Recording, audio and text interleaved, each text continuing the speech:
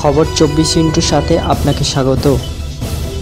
নতুন নতুন খবর জানার জন্য আমাদের চ্যানেলে চোখ রাখুন। বালিতে ভয়াবহ আগুন। বৃহস্পতিবার মধ্যরাতে বালিখাল বাসস্ট্যান্ড লাগোয়া একটি গ্যারেজে আগুন লাগে। দাহ্য পদার্থ মজুদ থাকায় নিমেষে আগুন ছড়িয়ে পড়ে। ভয়াবহ আকার নেয় সেই আগুন।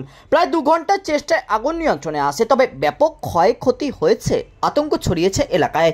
জানা গেছে বালিঘাট স্টেশনের টিকিট কাউন্টারের ঠিক উল্টো দিকে বালিখাল বাস স্ট্যান্ড লাগোয়া গ্যারেজে আগুন লাগে। দ্রুত গ্যারেজের পাশেও আগুন ছড়িয়ে পড়ে। আশেপাশে যে ঝুপড়ি ছিল সেগুলোও পুড়ে ভস্মীভূত হয়ে যায়। ঝলসে যায় বেশ কয়েকটি বাসও। দমকলের 6টি ইঞ্জিনে এসে প্রায় 2 ঘন্টার চেষ্টায় আগুন নিয়ন্ত্রণে আনে। কিভাবে লাগলো এই আগুন তা এখনো জানা যায়নি, তবে দমকল কর্মীদের অনুমান কোনো দাহ্য পদার্থ থেকেই আগুন লেগেছে। সেখান থেকেই আগুন দ্রুত ছড়িয়ে পড়ে।